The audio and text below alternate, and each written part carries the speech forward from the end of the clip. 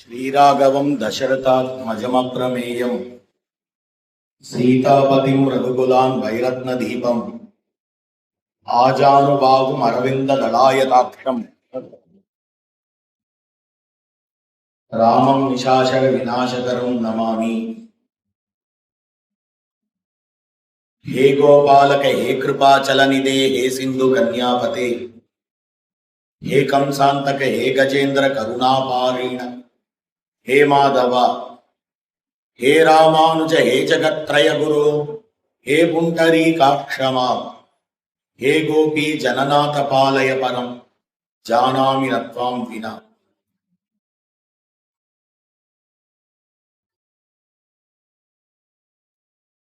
நம்முடைய பாரத தேசத்திலே நாம் எல்லாரும் பின்பற்றும்படியான தர்மம் சனாதன தர்மம் என்று சொல்லப்படுகிறது. மைக் வால்யூம் கொஞ்சம். சனாதன தர்மம் என்று சொல்லப்படுகிறது. நீ ஏற்கனவே சனாதன தர்மம் என்று சொல்லப்பட்டு வருகிறது. அப்படிப்பட்ட இந்த சனாதன தர்மத்துக்கு எது மூலம், எது அடிப்படை அப்படின்னு பார்த்தோம்னால்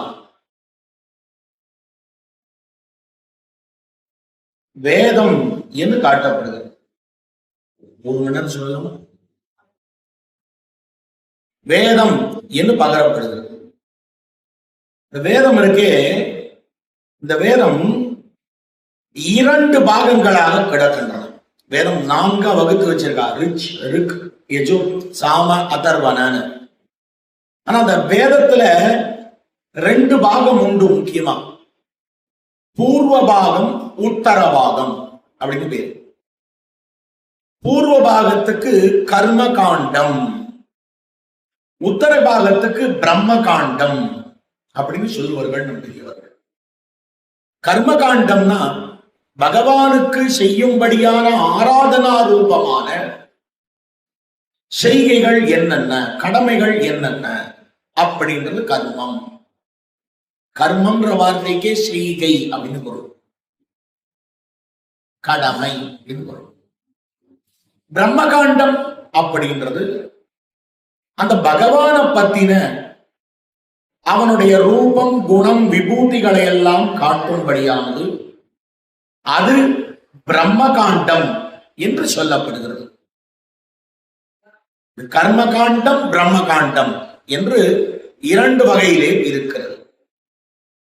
இந்த கர்மகாண்டத்தை விவரிக்க வந்ததுதான் சாஸ்திரம். மனு நீதினு சொல்றோமா இல்லையோ, மனு தர்ம சாஸ்திரம்னு சொல்றோம். அதே போல தர்மசாஸ்திரம்னு சொல்றோம். தர்மசாஸ்திரம்னா என்ன? கர்மகாண்டத்துல சொல்லப்பட்டிருக்கக்கூடிய செய்கைகளுக்கு தக்கவாறு நமக்கு இன்னும் தெளிவை பிறப்பிப்பது சாஸ்திரங்கள். நீதி சாஸ்திரம் என்னது? அது இப்படி செய்ய வேண்டும், இப்படி செய்யக்கூடாது அப்படின்னு, செய்ய வேண்டியவை செய்யக்கூடாதவை, டூஸ் அண்ட் டோன்ட்ஸ். எங்க போனாலும் போட்டிருக்காளோ, செய்யக்கூடியது செய்யக்கூடாதது, அது சாஸ்திரம். சாஸ்திரம்ன்ற வார்த்தைக்கே சாசனாது சாஸ்திரம். இப்படியாக செய்யுங்கள், இப்படியாக செய்யாதீர்கள் என்று விதிப்பது சாஸ்திரம். அன்னைக்கு சாஸ்திரம் நம்முடைய லௌகிக்கத்துல நாட்டுக்கு சட்டம், அவ்வளவுதான் வித்தியாசம். எது எப்படி எப்படி நடந்துக்கணும், பிறந்தா எவ்வளவு நாள் ஆசௌச்சம், அதாவது தீட்டான, அதாவது விருத்தி தீட்டு அப்படின்னு சொல்லுவாங்க. விருத்தி தீட்டு எவ்வளவு நாள் உண்டு, யாராவது மரித்து போனார்களே ஆனால் நமக்கு ஆசௌச்சம் எவ்வளவு நாள், எந்தெந்த நேரத்துல என்ன மாதிரியாக பண்ணணும், திருமண விதிகள்ல என்ன மாதிரியா பண்ணணும், கிரகஸ்தன் எந்த அனுஷ்டானம் எல்லாம் சாஸ்திரத்தில் இருக்கு. இது கர்மகாண்டத்தினுடைய ஒரு உபபிரம்மணம். உபபிரம்மணம்னா அதை தெளிவிக்க வந்திருக்கக்கூடிய சப்டெக்ஸ்ட்.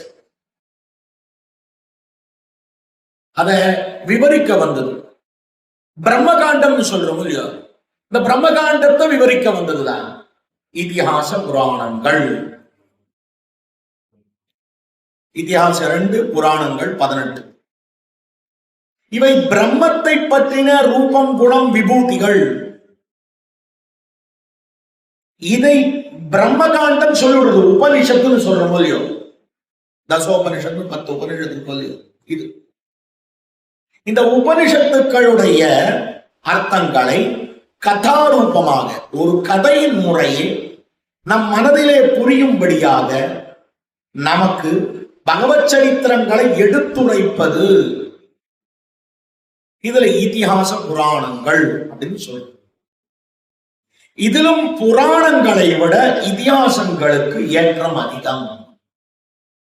ஏன் புராணங்களை விட இதிகாசங்களுக்கு ஏற்றம் அதிகம் அப்படின்னா, புராணத்துல பிரம்மாவுக்கு எந்தெந்த மாதிரியான குணம் எப்பப்போ ஏற்படுறதோ அதுக்கு தக்கவாறு அந்த கதைகள் அமைந்திருக்கும். ஆனா இதிகாசம்ன்றது எப்படின்னா, இதிகாசம் இது இப்படியாக நடந்தது என்பதை நேரே பார்த்து அதை எழுதினது.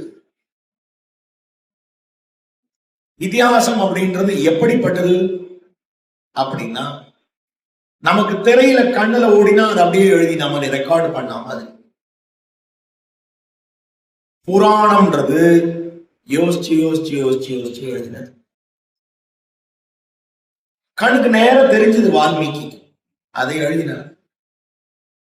ராமாயண காலத்துல வால்மீகி இருந்தார். அதே போல கண்ணுக்கு நேரம் தெரிஞ்சது வியாசருக்கு, அதை பண்ணினார் மகாபாரதம். நேரம் நடந்தது அப்படியே. அது ராமாயணமாகவும் மகாபாரதமாகவும் வந்தது. அப்போ ஆங்கிலத்துல சொல்றச்சே டைரக்ட் இன்ஃபரன்ஸ் அப்படின்னு சொல்லுவாங்க. முதன்மை தகவல் எது? இதிகாசம். புராணம் முதன்மை தகவல் அல்ல. அதனால இதிகாசமும் ராமாயணம் சொல்றது, புராணத்திலேயே ராமாயணம் சில இடங்கள்ல வருது.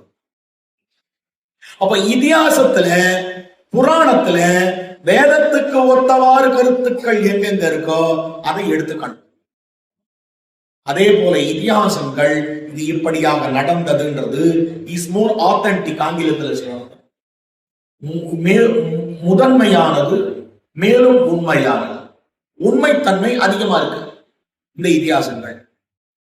அந்த இதிகாசங்கள் ரெண்டுமே 2 புருஷர்களை பத்தி பேசுறது, பகவானுடைய 2 பூர்ணாவதாரங்களை பற்றி காட்டுகிறது.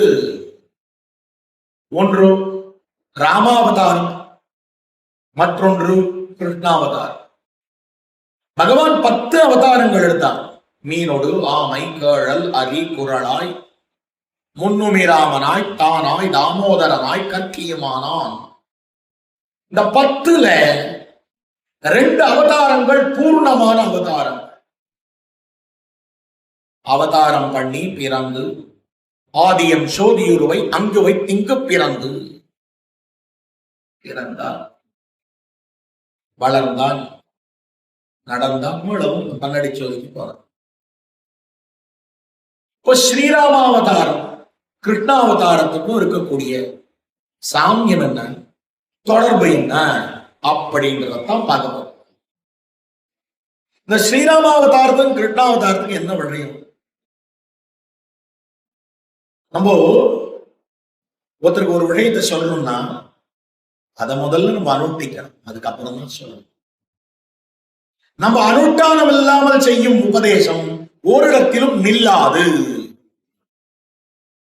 அனுஷ்டிக்கல ஆனா உபதேசம் பண்றேன்னா பலிக்குமா? பலிக்கவே பலிக்கும். ஒரு இடத்துலயும் அது பலிக்காது. குரல் சொல்லி கொடுக்கிறாரு, தீயினால் சுட்டவும் உள்ளாரும் ஆறாதே நாவினால் சுட்டவோடு. 2 வாட்டி சொல்லிட்டு 3வது வாட்டி அந்த குழந்தை சொல்லலாம், அறிவில்லை உனக்கு, தீயினால் சுட்டவும் உள்ளாரும் ஆறாதே நாவினால் சுட்டவோடு சொல்லு. சொல்லல திரும்பி, பைத்தியமானி, தீயினால் சுட்டவும் உள்ளாரும் ஆறாதே நாவினால் சுட்டவோடு. எங்கேயாவது சேருமா? குறள் மனப்பாடம் ஆகலாம், அந்த குறள்ல இருக்கக்கூடிய பொருள் உள்ள இறங்குமா? குறள் மனப்பாடம் பண்றதுக்கு மட்டுமா? அதுல இருக்கிற பொருள் தெரியணும்ன்றதுக்காக தானே வள்ளுவரை எழுதி வச்சிருக்காரு. அத்தை விட்டுட்டு அதுல இருக்கிற பொருளை விட்டுட்டு மார்க்குக்காக சொல்லிவிட கூடாது. பாதி இடத்துல அதானே, மார்க் வாங்க முடியலன்னு தானே அங்க போய் உட்கார்ந்து இருக்கான்.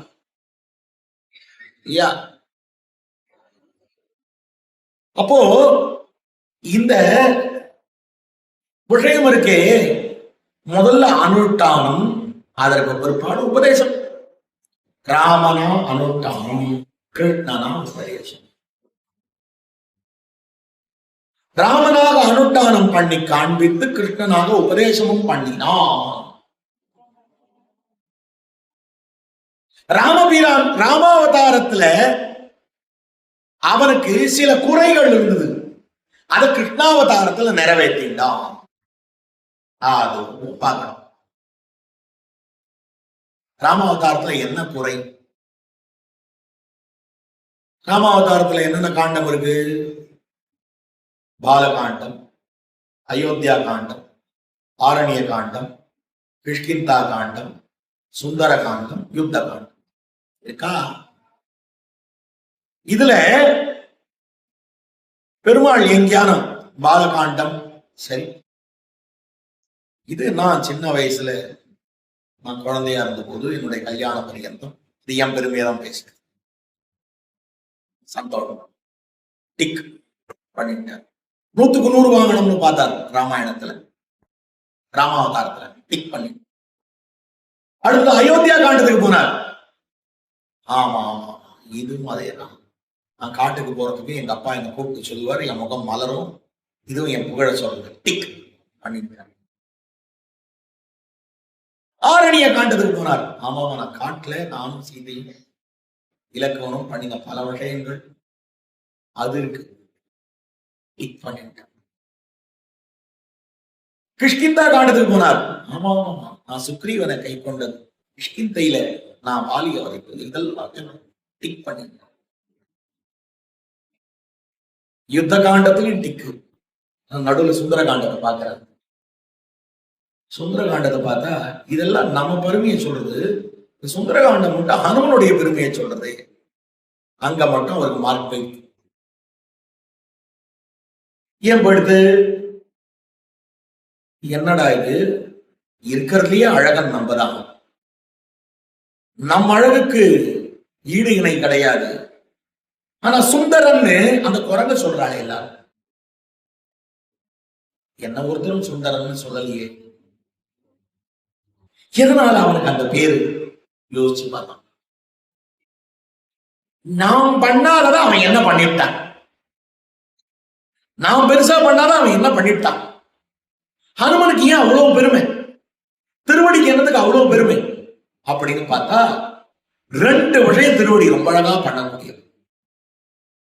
இல்லாத உலகத்தெங்கும் ஈங்கிவன் இசைகள் கூட, கல்லாத கலையும் வேற கடலுமே என்னும் காட்சி, சொல்லாலே தோன்றிக் கன்றே யார் கொல் இச்சொல்லி செல்வன், வில்லார்கோள் இளைய வீர விரிஞ்சனோ உடைவலானோ.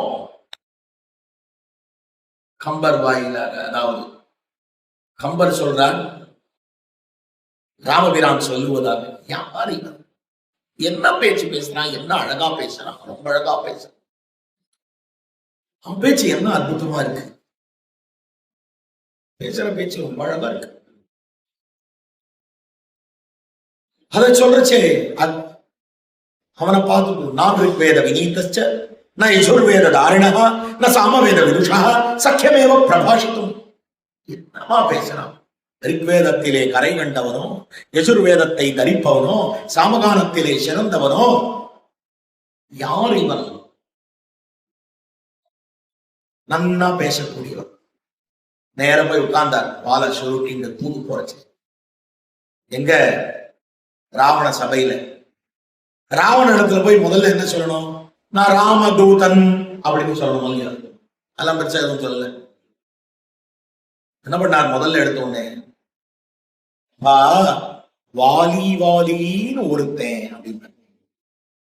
ராவணனுக்கு கொலை நடுக்கிட்டு வாலி பேரை சொன்ன உடனே.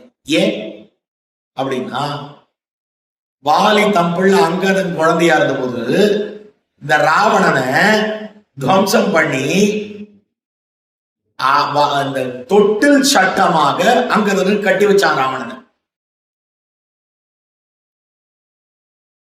அப்படி பலம் பொருந்தவனும் இந்த வாலி.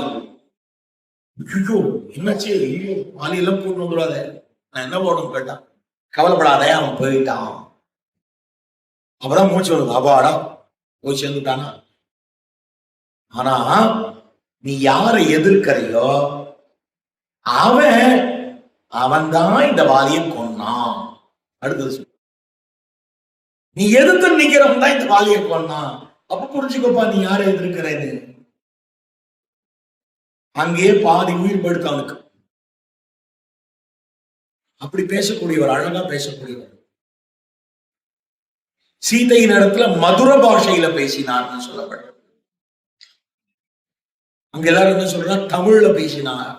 தமிழ்ன்ற வார்த்தைக்கு இனிமை என்று பொருள். நன்மை பேசக்கூடியவர் திருவடி. ரொம்ப அழகா பேச பல இடங்கள் இருக்கு உதாரணங்கள். அப்போ நாம் பண்ணாத திருவடி பண்ணது நன்னா பேசினார், நன்கு பேசக்கூடியவன். இரண்டாவது, திருவடி எனக்காக எனக்கும் சீதைக்கும் நடுவுல ராவண பவனத்துக்கு தூது போனார். அப்போ அதனாலதான் அவருக்கு சுந்தரன்ற பேர் வந்தது. இந்த காண்டத்துக்கு சுந்தர காண்டம் பேர் வந்தது. அடுத்த அவதாரத்துல நம்ம கண்டிப்பா நன்னா பேசிடணும், உபன்யாசம் பண்ணிடணும். ரெண்டாவது தூது போயிடணும். இந்த மார்க்க அந்த அவதாரத்துல எடுத்துடணும். அதனால்தான் ருக்மணி பிராட்டி கண்ணனை பத்தி சொல்றச்சு, ஸ்ருத்வான் குணான் புவன சுந்தரா அப்படின்னு சொல்ற. அடுத்த அவதாரத்துல பாண்டவருக்கு பஞ்சவருக்கு தூது நடந்தானை ஏத்தாத நாவென்னனாவே நாராயணாவென்னா நாவென்னனாவே இளங்கோடிகள் சொல்றாரு. தூது நடந்தான், அங்க தூது மொழிந்தான் ராமாவதாரத்துல, இங்க தூது நடந்தான். ஒண்ணு. ரெண்டாவது நன்னா பேசினான். என்ன இல்லாத கலக்கத்தை அர்ஜுனனுக்கு வரவழைச்சு திருத்தேர் தட்டையை மேடையாக்கி கீதை என்னும்படியான உசந்த சாஸ்திரத்தை உபதேசித்தான், பேசினான்.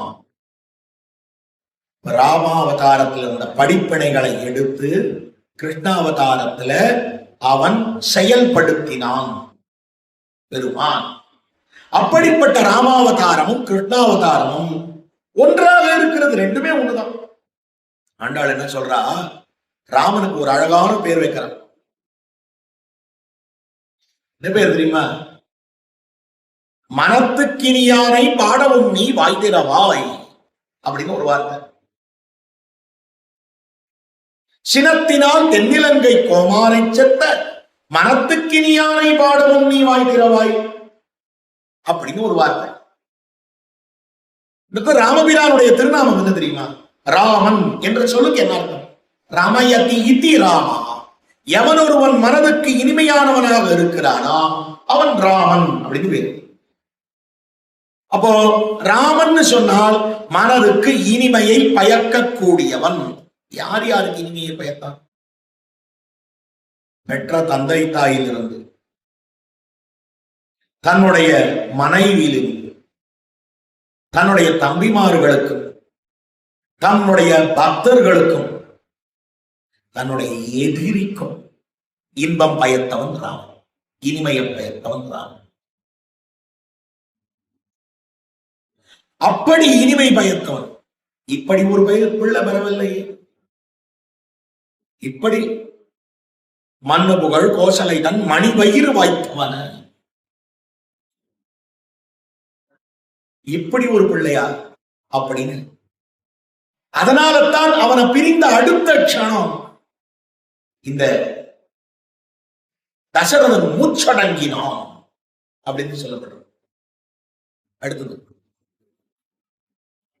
இவன் தம்பிகளுக்கு உற்ற அண்ணனாக இருந்தான். காட்டுக்கு போய் ஒவ்வொன்றும் வருத்தப்படுறான்.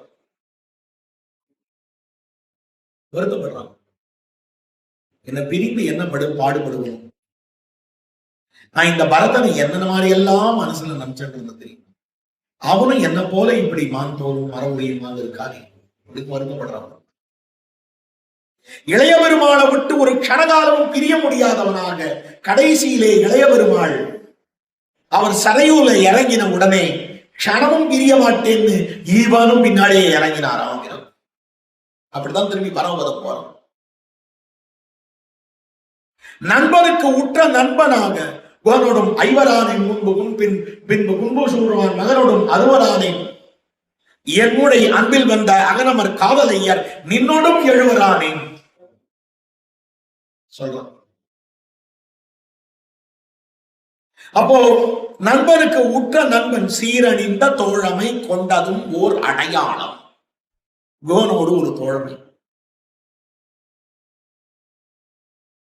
அடுத்தது அடியவனுக்கு மிக வசந்த தலைவனா இருந்தான் ஹனுமான்.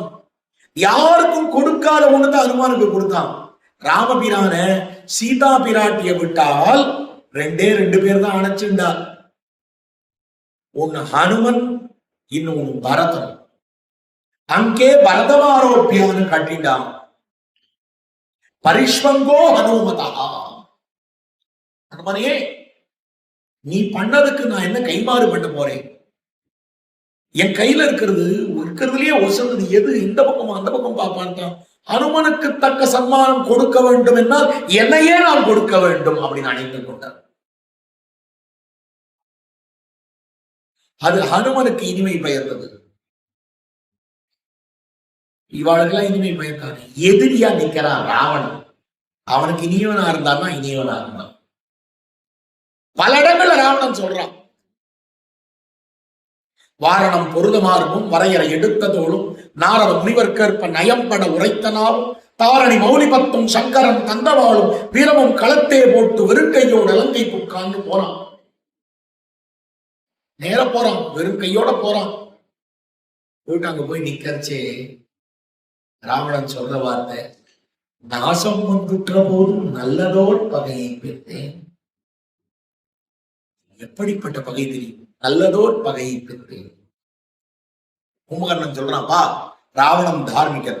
கும்பகர்ணா, உன்னை விட எனக்கு நல்லா தெரியும் ராவணன் தார்மிகன், ராமன் தார்மிகன்.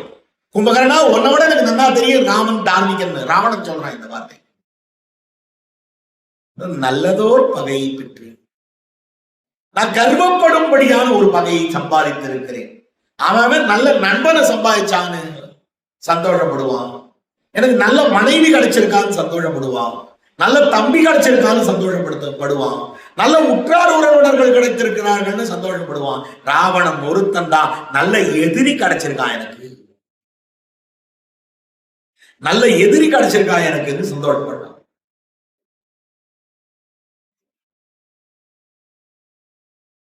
இப்போ முன்னையோர் இறந்தோர் எல்லாம் இப்பகை முடிப்பர் என்றும் பின்னையோர் நின்றோர் எல்லாம் வென்று நற்பெயர்வர் என்றும் உன்னை நீ அவரை வென்று தருந்தேன் என்று உணர்ந்தும் அன்றால் என்னையே நோக்கியாம் இந்நெடும் பகை தேடிக்கொண்டேன். ராமனுடைய பகை வெறும் பகை இல்ல, அது நெடும் பகை. யாரு சொல்றா? ராவணன் சொல்றான். எதிரிக்கும் இனியவனாக இருந்தான். எப்படி விழுந்து கிடக்கிறான் ராவணன். ராவண பிரேதம் கடக்கிறது. நேரம் வந்தான். யார் இடத்துல வந்தா? விபீஷணன் வந்தான் ராவண பிரேதம் பக்கத்துல. ராமபிரான் பார்க்கிறான், ஏ விபீஷணா, இந்த ராவணனுக்கு நீ சிதைமூட்டுவாயாக, நீ அவனுக்கு ஈமை கடன்களை செய்வாயாக சொல்றான். சொன்ன உடனே விபீஷணன் சொல்ற வார்த்தை, இந்த படுபாவிக்கு எல்லாம் செய்வானா? இவங்க என்ன குலபாம்சனம்னு சொன்னான். என்ன விடும், உனக்கு என்னென்ன பேசினான், நீ எவ்வளவு பெரிய பாவம் பண்ணிருக்கான், அவனுக்கு இதெல்லாம் நான் செய்யணுமா? நான் செய்ய மாட்டேன். ராமபிரான் கேட்கிறான், நீ பண்றியா? நான் பண்ணட்டும். நீ சிதைக்கு தீ மூட்டுகிறாயா? நான் சிதைக்கு தீ மூட்டணும் கேட்கிறான். ஏன் பாராமா உனக்கு இதெல்லாம் தெரியுமா? உனக்கு இதெல்லாம் என்னமா தெரியும்னா?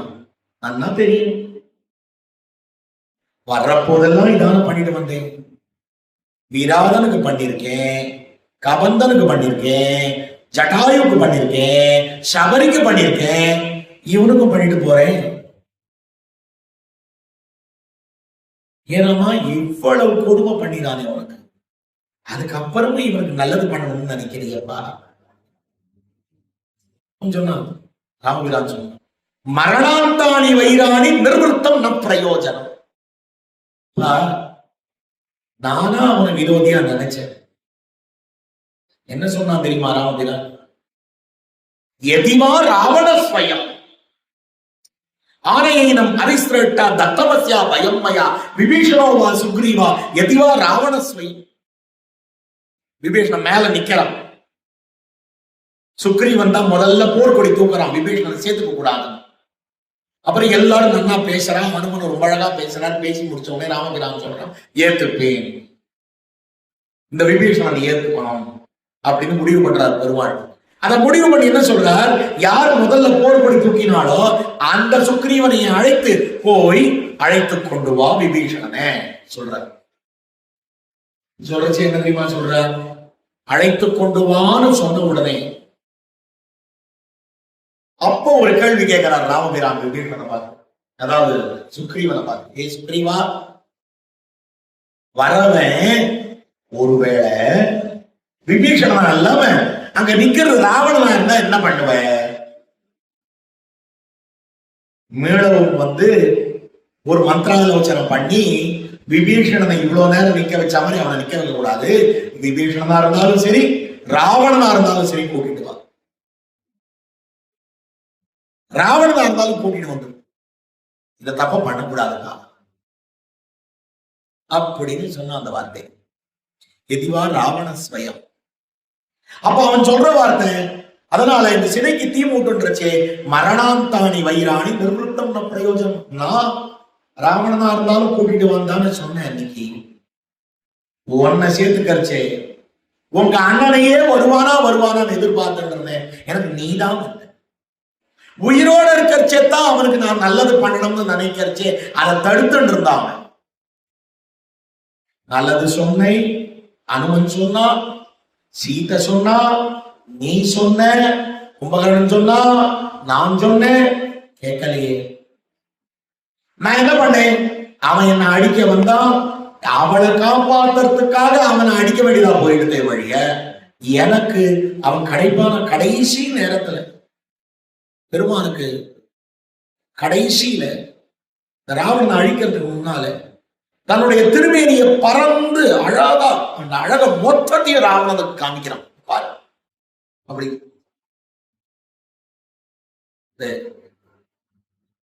அவன் உடுத்திட்டு இருக்கிற அந்த அம்பரா துணியெல்லாம் பறந்துதான். இப்படி ஒரு அழகோடு திருமேனி அழக மொத்தத்தையும் காட்டுறான் ராவணன். இந்த அழகுக்காவது மயங்கி நம்ம காலையில வேண்டாம்.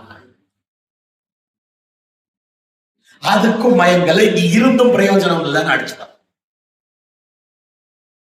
இப்போ இந்த சரீரத்துல ராவணனுடைய ஆத்மா இருக்கிற வரைக்கும் தானே இந்த ஆத்மாவுக்கு நம்ம பண்ற நன்மைய சரீரத்துடன் கூடின ராவணன் தடுப்பான். இந்த சரீரத்துல ஆத்மாவை பிரிச்சு எடுத்ததுக்கு அப்புறம் அந்த ஆத்மாவுக்கு பண்ற நன்மைய ராவணன் நினைச்சாலும் தடுக்க முடியாது. அந்த ஆத்மா சரீரத்தில் இருக்கிற வரைக்கும் தான் அதுக்கு ராவணன்னு பேரு. இதுக்கு மேல இவனுக்கு நன்மை பண்ணி அவன் ஒரு சங்கதிக்கு போகட்டும், மரணம் வரைக்கும் தான் ஒருத்தன் மேல கோபம் வச்சுக்கலாம். நம்ம அதை கூட சொல்லுவான், வன்மம் கூடாது, அவர் தான் போயிட்டாரு, இதுக்கப்புறம் அவரை பத்தி ஏன் பேசுறேன்? இது எங்கே வந்ததுன்னா இதோ பெருமாளுடைய வார்த்தையிலிருந்து வந்தது. ஒருத்தன் எவ்வளவுதான் தப்பு பண்ணியிருந்தாலும் அவனுடைய மரணத்துக்கு பின்னால் அவனுடைய தவறையோ அவனை பற்றிய தீண்டாத பேச்சுக்களையோ கூடாது என்பது ராமன் நமக்கு சொல்லிக் கொடுத்த தர்மம். அது நமக்கு சொல்லிக் கொடுத்த தர்மம் பெருமாள் சொல்லி அப்படின்னு சொன்னார். ஆக இங்க பார்க்கிற போது மனத்துக்கு இனியான்னு சொன்னா எல்லாருக்கும் இனியவன் அப்படின்னு பேரு. இந்த பாட்டுல இதை சொல்லிவிட்டாளா, உடனே இன்னொரு கோபிக்க கேட்கிறாங்க, மா இது கண்ணனுடைய பிரபாவத்தை சொல்லக்கூடிய திருப்பாவைன்ற கிரந்தம் ஆயிட்டு, இந்த கோபிமார்கள் எல்லாம் கண்ணனைத்தான பேசணும். கிருஷ்ணன் இருக்கக்கூடிய திருவாய்ப்பாடியிலே ராமபிரபாவம் சொல்லலாமா? சொல்லுவார் உண்டோ? ராமாயணம் சொல்லலாமா அப்படின்னு கேட்டார். ராமாயணமும் சொன்னோம், மகாபாரதமும் சொன்னோம், பாகவதமும் சொன்னோம். எல்லாரும் என்ன நினைச்சிருக்க? கிருஷ்ணனும் ராமனும் வேறையா? ரெண்டு பேரும் ஒருத்தர். புள்ளின் வாய் கண்டானை பொல்லாவரக்கனை கிள்ளி களைந்தானை அப்படின்னு சொல்றார். புள்ளின் வாய் கண்டான், பகாசுர வதம் பண்ணினவன் கண்ணன். பொல்லாவரக்கன் ராவணன், அவனை கிள்ளி களைந்தான் ராமன். அப்ப ராமனையும் கண்ணனையும் சேர்த்து அனுபவிக்கிறான் ஆண்டாள். அதற்கு அடுத்து வாசனை அந்த இடத்துல ராமனுக்கும் கண்ணனுக்கும் என்ன சாமியம்? எப்படி ரெண்டு பேரும் ஒண்ணுன்னு சொல்றது? ராமன் பொய்யே சொல்ல மாட்டான். நம்ம கண்ணன் பொய்யிலே பிறந்து பொய்யிலே வளர்ந்த புலவர் பெருமானவர் இல்லையா? ஏலா பொய்கள் உரைப்பான். கண்ணனுக்கு என்ன பேரு? ஏலா பொய்கள் உரைப்பான். அவன் சொல்ற பொய்யாவது பொருந்தி இருக்குமுன்னா பொருந்தியே இருக்காரு, நம்புற மாதிரியே இருக்காரு. வெண்ணத்திரிட போயிடுவான். வெண்ணத்திரிடத்துக்கு போறச்சு நாற்காலிய போட்டு அதுக்கு மேல ஒரு முக்காலியை வச்சுட்டு அதுக்கு மேல ரெண்டு கல்லை வச்சு ஏறி வெண்ணையை எடுக்கறச்சே அந்த வீட்டை சேர்ந்தவ வந்துடுவோம். ஏண்டா கண்ணா, அங்க என்னடா பண்ற? என் கண்ணுக்குட்டிய காணுமா? கண்ணுக்குட்டி அங்கே இருக்கிற கண்ணுக்குட்டி பானையில, அதனால்தான் இறங்கி வந்தேன். பொருந்தாத பொய்கள், ஏலா பொய்கள் உரைப்பான்.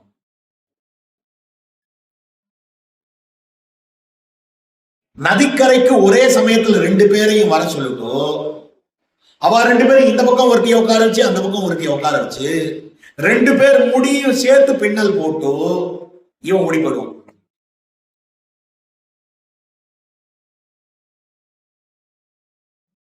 இப்படி இருக்கக்கூடியவன் ஏலா பொய்களை வைப்பான் அப்படின்னு காட்டப்படும். ராமனுக்கு பொய்யே சொல்ல வராது. இந்த சேட்டிதங்களுக்கு கூட பொய்யே சொல்ல வராது. ரெண்டாவதாரம் பாருங்க, பிறந்ததிலிருந்து என்ன அழகான கதைகள். ராமாவதாரத்துல பிறந்தான், 12 வயசு ஆயிடும், நம்மளுக்கு உடனே கல்யாணம். இந்த மாதிரி நம்மளுக்கு பொண்ணு கொடுக்குற வயலா இருந்தா பரவாயில்லையே. 30-40 வயசானாலும் பொண்ணு கொடுக்கறது இல்லையா? இல்லையா? இப்படி இவ்வளவு தூரம் பண்ணியிருக்கான் கிருஷ்ணாவதாரத்தில். இன்னைக்கு நம்ம சந்தோஷமா சிரிக்கிறோம், அன்னைக்கு யசோதை என்ன பாடுபட்டு பாவம். இப்படி சுத்தி சுத்தி சுத்தி எல்லாத்தையும் பண்ணாங்க. அப்படி இருக்கிறச்சு இவா ரெண்டு பேரும் ஒற்றுமை இருக்கான இருக்கு. காஞ்சி பிரதிவாதி பயங்கரன் சுவாமி ஒரு அழகான ஸ்லோகத்தாருள் இருக்கிறாள். நத்யாகூலே அவதீர்ணௌ பித்ருவச்சன பரித்ராயகௌ பிரேமவஸ்யௌ அபால்யாத் பைரிப்ருந்த க்ஷபணபடுதரௌ பிராப்த காந்தார யாத்ரௌ மோக்ஷைஸ்வர்ய பிரதௌ சாபி அவரகுலஜ சௌஹார்ததன்யௌ சூரம்யௌ பாரம்யே நிர்வியபேக்ஷௌ அதிமானுஷ கிருதி ராமகிருஷ்ணௌ நமாமி. ஸ்லோகம் 10 விதத்தால ஒற்றுமை ராமனுக்கும் கண்ணனுக்கும் உண்டு. முதல்ல நத்யா பூலே அவதீர்ணௌ, ரெண்டு பேருமே நதிக்கரையிலே அவதரித்தவர்கள்.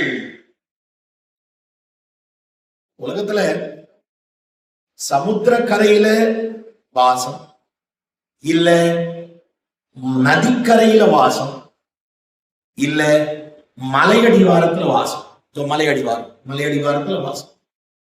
இது இனிமையானது, இது நன்மை பயக்கக்கூடியது. எங்க ராமபிரான் 3 இடத்துலயும் வாசம் பண்ணி, நதிக்கரையில, சரையு நதிக்கரையில, கங்கை நதிக்கரையில, பஞ்சவட்டியில, கோதாவரி கரையில, இதெல்லாம் பண்ணிருக்கு. அடுத்தது மலையடிவாரத்துல, சித்திரக்கூட்டத்துல, வைதேகி ரமசே கச்சித்து சித்திரக்கூட்டே மயாசா சொல்றோம். சமுத்திரக்கரையில, சேத்துக்கரை. ஆனா இதுல நதிக்கரையா சமுத்திரக்கரையான்னா, சமுத்திரக்கரையில இருந்தா சமுத்திரத்தை பார்த்துட்டு இருக்கலாம், அழக ரசிச்சுட்டு இருக்கலாம், ஆனா அதனால பிரயோஜனம் இல்லை. ஆனா நதிக்கரையில இருந்தா ரசிக்கவும் ரசிக்கலாம், குளிக்கவும் குளிக்கலாம், அடுத்துல இருக்கிற தீர்த்தத்தை எடுத்து பெருக்கலாம், பலவிதமான உபயோகங்கள் உண்டு நதிக்கரையிலே. 2 பேரும் நதிக்கரையில அவதரித்தவர்கள். ராமபிரான் சரையு நதிக்கரையிலையும், கண்ணன பெருமான் யமுனை கரையிலையும் அவதரித்தவன். ஆனா ராமபிரான் சரையு நதிக்கரையில் அவதரித்தான்னு சொல்றது. ஆனா ராமனுக்கு ஆத்துல என்னைக்கும் கீசர் போட்டு அந்த போர் எடுத்து அந்த ஜலத்துலதான் குளிச்சான். சும்மா சொல்றேன், அவ அம்மா காய்ச்சி காய்ச்சி காய்ச்சி தீர்த்தத்தை காய்ச்சி கொண்டு வந்து வைப்பா. ராஜா ஓலியோ குளிர்ந்த தீர்த்தம் அம்மாளுக்கு ஆகாது, டக்குன்னு ஜலதோஷம் முடிச்சு விடுறோம். இந்த காலத்துல தீர்த்தம்னா என்ன பண்றா பாருங்க, குழந்தைக்கு தீர்த்தம்னா எடுத்துன்னு வர, இன்னொரு இடத்துக்கு போறோம், மாமனுடைய வீட்டுக்கு போற அந்த குழந்தை, இல்லைன்னா நம்ம மாத்துல யாராவது போவோம், உறவினர்கள் வீட்டுக்கு போவோம், என் பிள்ளைக்கு இந்த தீர்த்தம் எல்லாம் ஆகாது அப்படின்னு ஆத்துல இருந்து எடுத்துன்னு வந்துள்ளது. இல்லைன்னா கடையில ஒரு 200 ரூபாய் கொடுத்து தீர்த்த பாட்டில் வாங்கிக்கிறது குழந்தைக்கு. அதே மாதிரி நம்பாள் ராஜா ஒரு. அதனால நதிக்கரையில இருக்கிற தீர்த்தம் நதியில போய் தீர்த்தம் ஆட மாட்டான். அதனால இவன் ஆத்துல கொதிக்க வச்சு கை பொறுக்க அவனுக்கு திருமஞ்சனமாச்சு. கிருஷ்ணனை பத்தி சொல்றச்சே, காய்ச்சின நீரோடு நெல்லி கடாரத்தில் பூரித்து வைத்தேன் சொல்றாய சொல். அது என்னைக்கோ ஒரு நாள் கண்ணனுக்கு, இன்னைக்கு தீபாவளிக்கு மட்டும். அந்த தீபாவளிக்கு மட்டும் நம்மளால எப்படி குளிப்பாருன்னா, ஒரு தீபாவளிக்கு தலைக்கு, இன்னொரு தீபாவளிக்கு உடம்புக்கு, அவ்வளவு அப்படிதான் குளிப்பாரு. அதுக்கே அவ்வளவு கட்ட அவளுக்கு அந்த குழந்தைய குளிப்பாட்டுறது. அதை குளிச்சு வச்சு எடுத்து வச்சு. ஆனா யமுனை நதிக்கரையிலே பிறந்த உடனேயே, யமுனையை பத்தி சொல்றச்சே தூய பெருநீர் யமுனை. அது என்ன தூய பெருநீர் யமுனை? அப்ப தூய்மை இல்லாத ஒரு நீர் இருக்கு. யமுனைக்கு தூய்மை என்ன? தூய்மை இல்லாத ஒரு நீர் என்னன்னா, அந்த நீர் கோதாவரி நதி அப்படின்னு சொல்லப்படும். அது எங்க இருக்கு? அது எதனால தூய்மையற்று போனது? அந்த நதிக்கு இருக்க தோஷம் என்ன? ராவணன் சீதையை அபகரிச்சது போச்சே, சீதா பிராட்டி கோதாவரி தாயை பார்த்து ராமபிரான் வந்தால் நான் ராவணனால் இவ்வழியாக அபகரிக்கப்பட்டேன் என்று சொல்லுவாயாக சொல்றச்சே, ராமபிரான் வந்து கோதாவரி கரையை பார்த்து, கோதாவரியை பார்த்து கேட்கிறேன், ஏ கோதாவரியே, ஏ கோதாவரியே, என்னுடைய மனைவியான சீதையை பார்த்தாயா? வாய மூடி பார்த்தேன்னு சொல்லணும், பார்க்கலன்னு சொல்லணும். பார்த்தேன்னு சொன்னா ராவணன் அடிப்பான்னு பயம், பார்க்கலன்னு சொன்னா ராமனுக்கு பின்னாடி தெரிஞ்சது நம்மளும் அடிப்பாருன்னு பயம், வாய மூடி. உடனே என்ன பண்ணா, கோதாவரிக்கு சாபம் கொடுத்தார். நீ இவ்விடத்திலே வெளிவராமல் அந்தர்வாகினியாக போவாய், அந்தர்வாகினியாக அடிக்க போவாய். அதனால நாசிக்ல இந்த கோதாவரிக்கு குப்த கோதாவரி அப்படின்னு. எங்கேயோ இருக்கிற ராவணனுக்கு இங்க பயந்துட்டு ராமபிரானுக்கு உதவி பண்ணாம இருந்தது கோதாவரி. ஆனா கம்சன் இருக்கிற ஊர்ல கம்சனுடைய அரண்மனைக்கு பின்னால் பாய்ந்து கொண்டிருந்தது எது? யமுனை. அந்த யமுனை நீ வழிவிடுவாயாதான்னு இந்த வசுதேவர் பிரார்த்திக்கச்சே வழிவிட்டு. அதனால ஒரு பேர் என்ன? தூய பெருநீர் யமுனை. கோதாவரிக்கு இல்லாத இருக்கிறதோ யமுனைக்கு இல்லை. எதிரிக்கு பயந்து, கம்சனுக்கு பயந்து, கணவனுக்கு உதவ மாட்டேன்னு சொல்லாமல் உதவிக்கு யமுனை. எது வரைக்கும் வந்திருந்தால் வழிவிட்ட யமுனை பெருமான கூடையில வச்சுருக்கார் வசுதேவர். அப்படியே மேல தண்ணி ஏறிட்டான். வழி விட்டுதேன்னு பார்த்தா ஜலம் ஏறிண்டே வருது. வந்து வசுதேவருடைய தலை வரைக்கும் வந்துட்டும் பெருமானுடைய திருவடி இருந்தது. அந்த திருவடியை தொட்டுடு திரும்பி இறங்கிடுச்சு. தூய பெருநீர் யமுனை. யமுனைக்கு இன்னொரு தூய்மை என்ன தெரியுமா?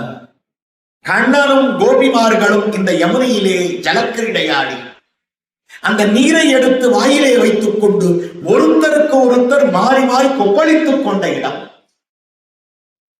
பகவான் என்ன, பாகவதர்கள் என்ன, இருவருடைய எச்சில் பட்ட இடம். அதுதான் தூய்மை. அந்த தூய்மை முந்தாழ்வான் ஒரு ஆச்சாரியர் ஸ்ரீவில்லிபுத்தூருக்கு போனார். போய் அந்த குளத்துல போய் தேடிட்டே இருக்காரு. இந்த பக்கம் அந்த பக்கம் தேடுறாரு. என்ன சுவாமி என்ன தேடுறாரு?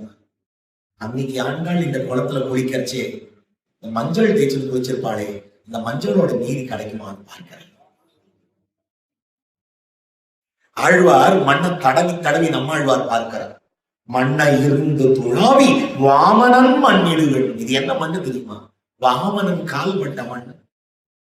அது மாதிரி இந்த ஜலம் எப்படிப்பட்ட ஜலம் தெரியுமா? பகவானுடைய எச்சில் என்ன, பாகவதனுடைய எச்சில் என்ன, இவை இரண்டும் இருக்கக்கூடிய நீர்.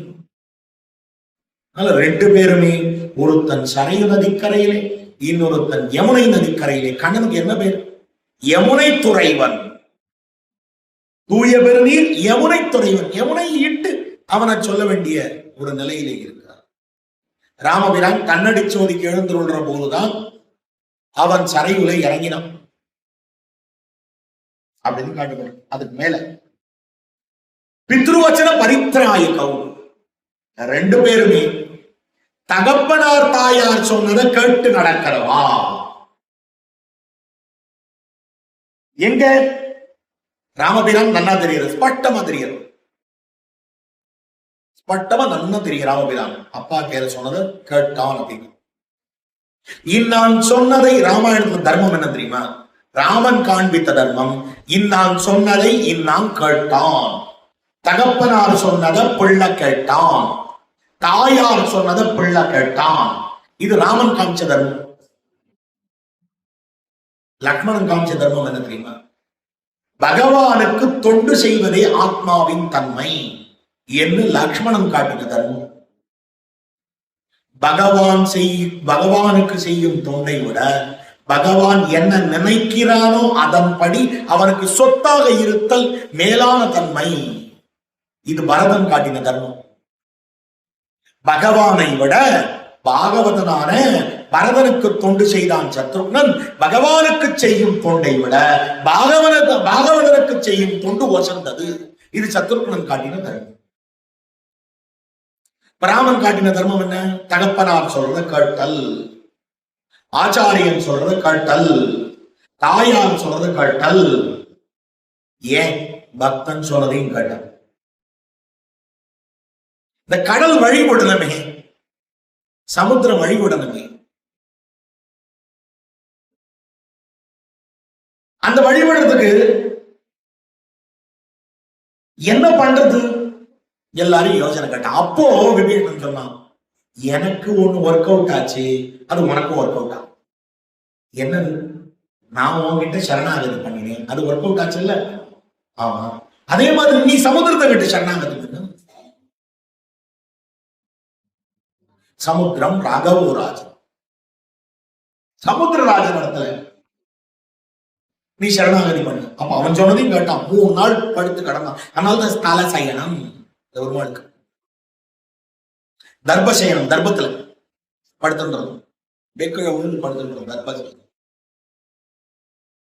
கருங்கடல், கருணையன் கடல், கருங்கடல் முன் கிடந்தது. கருணையன் கடலான ராமன் கருங்கடல் முன் 3 நாள் கடந்தான்.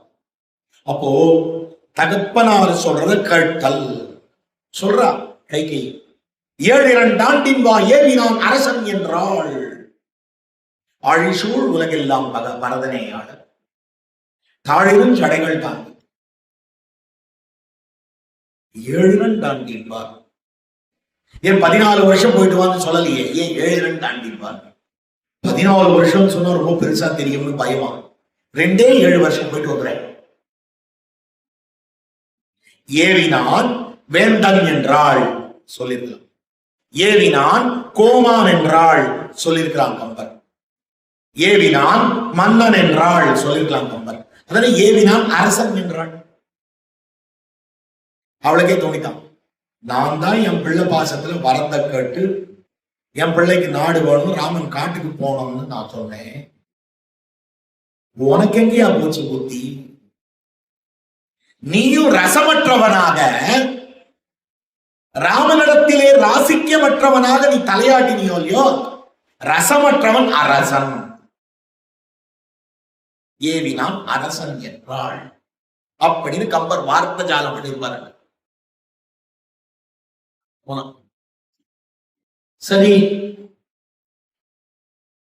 கண்ணன் எங்க அப்பா அம்மா சொல்றத கேட்டான்.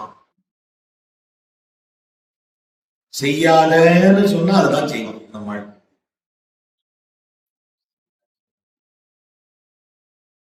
நம்ம கூட இருக்கும், நம்ம இருக்கிற பசங்கள் எல்லாம் அப்படிதான் இருக்கு.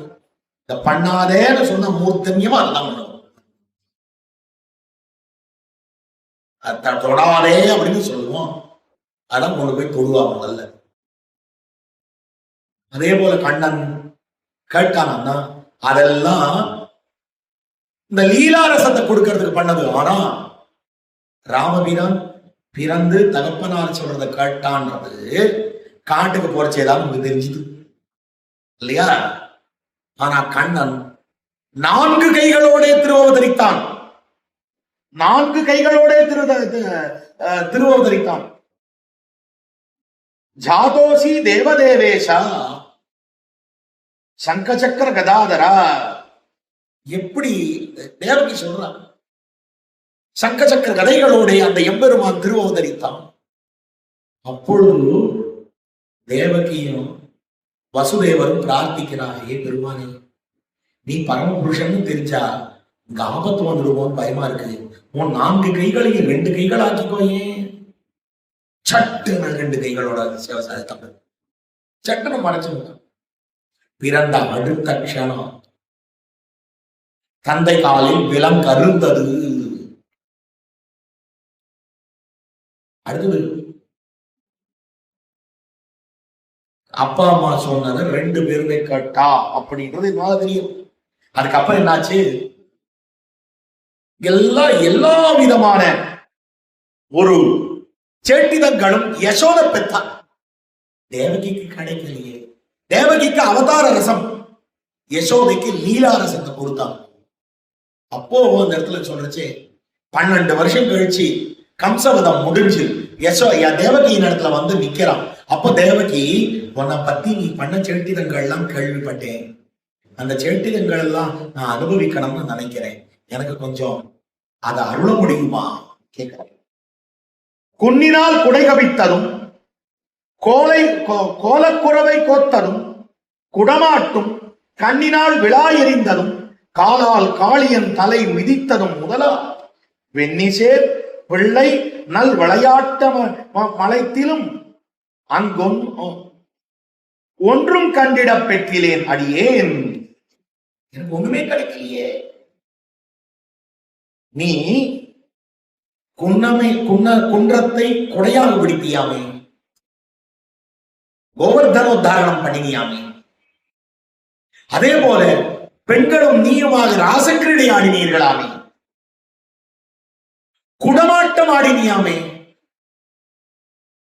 குடக்கூத்து ஆடினியாமே, கன்றை கொண்டு விழாமரத்தை அடிச்சியாமே, காளியன் மேல நர்த்தனம் ஆடினியாமே. இதுல ஒண்ணு கூட எனக்கு கிடைக்கலையே, எனக்கு காட்டலையா? 12 வருஷம் இவன் பண்ணினது எல்லாம் இந்த பெண் பிள்ளையானவளுக்கு, யாருக்கு?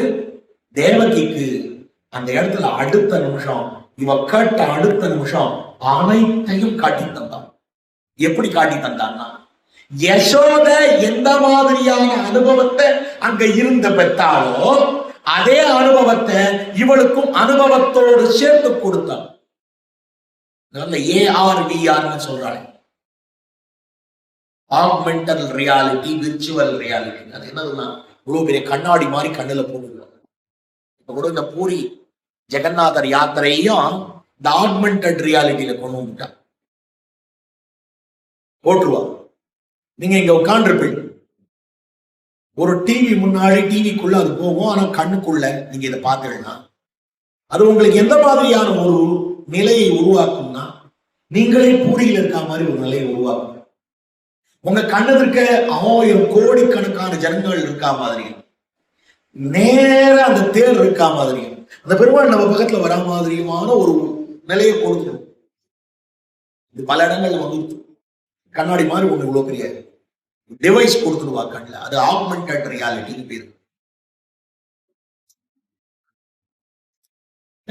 ஆழ்வார் வகைமா சொல்றச்சே, ஆழ்வாருக்கு கண்ணன் மானச அனுபவம் கொடுப்பான், மனசுல அனுபவம்.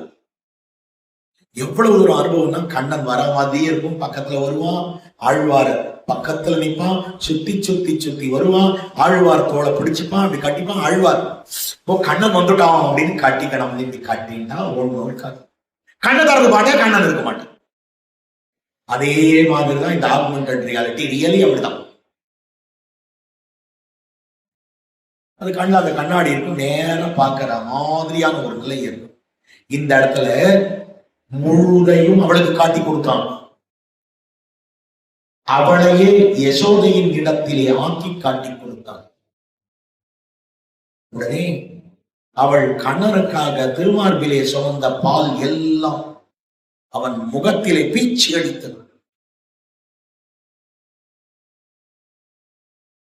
கண்ணனுக்கு அப்படியே திருமணம் பண்ணினான். இவ்வளவு நாள் கண்ணன் கண்ணன் கண்ணன் பிள்ளைக்காக ஏங்கி கடந்தவள் கிடைத்தாள். அப்போ தக பித்ருவச்சன பரித்ராயகம். மூணாவது அடுத்தது பிரேமவசம். ரெண்டு பேருமே அன்புக்கு கட்டுப்பட்டவர்கள். அன்புக்கு கட்டுப்பட்டவர்கள் ரெண்டே அவளையும் சொல்றேன். பெரிய நிறைய கதையெல்லாம் சொல்றது எல்லாருக்கும் தெரியும். ஆனா ஒரு விஷயம், சபரி தந்த கனி உவந்து. சபரி வேடுவ பெண் பிள்ளை. அவள் ராமன் வருவான்னு அவ ஆச்சாரியால் சொல்லியிருக்கா. மதங்க மகரிஷியினுடைய சிஷ்யர்கள் தான் அவளுடைய ஆச்சாரியால். அவ சொல்லியிருக்கா, ராமனுக்காக காத்து கிடந்தாள். அப்பொழுது ராமபிரான் வந்தான், அவள் தந்த கனியை உவந்து ஏற்றுக்கொண்டாள். அவ என்ன பண்ணினா தெரியுமா? அந்த கனியெல்லாம் கடித்து கடித்து கடித்து கடித்து வைக்கிறாள். கடித்து நல்ல கனியெல்லாம் ராமனுக்கு அப்படின்னு சேர்த்து வைக்கிறாள். மதங்காசிரமத்தில முனிவர்களுடைய தபோபலத்தினால அவள் நெடுநாளாக சேர்த்து வைத்த கனிகள் எல்லாம் ஃப்ரிட்ஜுக்குள்ள வச்ச மாதிரி ஃப்ரெஷ்ஷா இருந்தது. அப்படியே இருந்தது. ஆனா அவ கடிச்சு கொடுத்த கனியை ராமன் ஏத்துட்டான். ஏன்? தனக்கு இனிமையா இருக்குன்னு கடிக்கலையே, ராமனுக்கு இனிமையா இருக்கணும்னு கடிச்சான். சரி சுவாமி, நானும் தளிகை பண்றச்சே, கொஞ்சம் ஒரு டேஸ்ட் பார்த்துட்டு அதுக்கப்புறம் அம்சே பண்றேனே, ஏத்துப்பாங்க. அவளுடைய நிலை நமக்கு வருமா? முதல்ல வந்தா சரி, அதான் வராது இருந்துதான். ஒண்ணுமில்ல, குழந்தைக்கு கலந்த பருப்பு சாதத்தை பாதி குழந்தைக்கு விட்டுட்டு அதனுடைய வாசனையால் நம்மளே சாப்பிடணும். அந்த மாதிரி ஆள் தானே நம்ம. அப்படி இருக்கிறச்சே நமக்கு இந்த எண்ணம் வருமா? நிறைய பேர் இப்பெல்லாம் சொல்லணும், நான் என்னத்துக்கு கோவிலுக்கு போனேன். பக்தின்றது மனசுல இருந்தா போறாங்க. பெருமாளை நான் போய் ஏன் செய்யணும்? என் மனசுல இருக்கார. இந்த காலத்துல இருக்கிற இளைஞர்கள் எல்லாம் அப்படியே மேதாவிகளை போல இந்த வார்த்தையெல்லாம் சொல்லுவோம். பக்தி மனசுல இருந்தா போறாங்க சார், சொல்லிடுவோம். கடவுள் தான், பெருமாள் தான் எல்லா இடத்துலயும் இருக்காரு. ஆயிரத்துக்கு தனியா கோவில்ல போய் பார்க்கணும். நாடகம் நல்லா இருக்கும். இந்த பேசுறதெல்லாம் இந்த மைக்கு முன்னாடி பேசுறதுக்கு அழகா இருக்கும். ஆனா உண்மை என்னன்னா, ஒரு கதை சொல்றேன், கொஞ்சம் டீவியேஷன் தான், ஆனா ஒரு 5 நிமிஷம் சொல்லுது எல்லாம் சொல்லுது. ஒரு நாள் சுக்கர் பிரம்மா நடந்து போயிட்டு இருக்கார். அப்ப நதிக்கரையில, இந்த தடாகத்தின் கரையிலே பல பெண்கள் உடலிலே எந்த துணியும் இல்லாமல் குளித்துக் கொண்டிருக்கிறார்கள். சுகபிரம்மம் கடந்து போகிற போதும் அவர்கள் எந்த விதமான லட்சையும் இல்லாமல் குளித்துக் கொண்டிருக்கிறார்கள். சின்ன பின்னாலே தாடியும் மீசையும் கமண்டலமும் வெள்ள முடியும் வெள்ள தாடியுமா போறார் வியாசர் அவர் அப்பா. சட்டுனு வியாசர் வரையற வாங்கொடி உள்ள போலாம் அப்படின்னு எல்லாம் போய் ஜலத்துக்குள்ள போய் தன்னோட உடம்ப முழுக்க மறைச்சிட்டு முகம் மட்டும் தெரியற மாதிரி நிக்கிறது. வியாசருக்கு ஒரே வருத்தம், என்னமா என்னை இப்படி அவமானப்படுத்துறீங்களா? முன்னாடி சின்ன பையன் போனா 16 வயசு பையன், அவன் போறச்சே நீங்க உங்க உடம்ப மறைச்சிக்கல. நான் கிழவன், நானாமா உங்களை பார்த்து தப்பா நினைக்க போறேன். எனக்கு முன்னால உங்க உடம்ப மறைச்சிக்கிறீங்களே, எனக்கு அவமானப்படுத்துறீங்களேன்னா அந்த பெண்கள் சொன்னான், வியாசரே இந்த கேள்வி கேட்கிற எழுப்பாரும் இதனால்தான் உடம்ப மறைச்சு. அவனுக்கு உங்க பிள்ளைக்கு நாங்க ஆண்களா பெண்களான்னு தெரியல, இது ஜலமா அது மரமானு தெரியல, அது செடியா இல்ல கொடியான்னு தெரியல, எல்லாத்திலையும் நாராயணனை பார்த்தார் அவர். அதனால எங்களுடைய உடம்புல அவருக்கு எந்த விரசமும் தெரியல. ஆனா உனக்கு எங்க உடம்புல விரசம் இருக்கிறது தெரியறதுனாலதான் என் உடம்ப மறைச்சுட்டான்னு கேள்வி காட்டியிருந்தீங்க. அதனாலதான் உடம்ப மறைச்சு. அப்படின்னா எல்லா இடத்துலயும் பெருமாளை பார்க்கிற சக்தி வியாசருக்கே வரலையே. நமக்கு வந்துடுமா? நமக்கு வந்துடுமா? அதனால்தான் கோயிலுக்கு போனோம். அந்த பெருமானுடைய திருமேனி சுபாஸ்ரயம் நம்மை ஒருமுகப்படுத்த பயன்படுகிறது. இது ஒரு ஞானியின் கதையில, தாய்மானவரை ஏதோ ஒரு கடையில படிச்சார் ஞாபகம். இவர் என்ன பண்றார், அனைத்து முற்றும் துறந்த ஞானி அப்படின்னு வரப்புல, வரப்பு இருக்கும் வயல் மேல, வரப்புல அதை திண்டு மாதிரி வச்சுட்டு தலையை வச்சு படுத்துட்டு இருக்காரு, கீழே உடம்பு வச்சு வயல். அப்போ 2 பெண்கள் போறாங்க, பார்வை பெரிய ஞானி ஆண்டி, இந்த ஞானிக்கு கூட தலைக்கு ஏதோ ஒண்ணு வச்சுக்கிறது தேவைப்படுறது பாரு, அதனால தான் இப்படி படுத்துட்டு இருக்காரு அப்படின்னு கூட்டாங்க.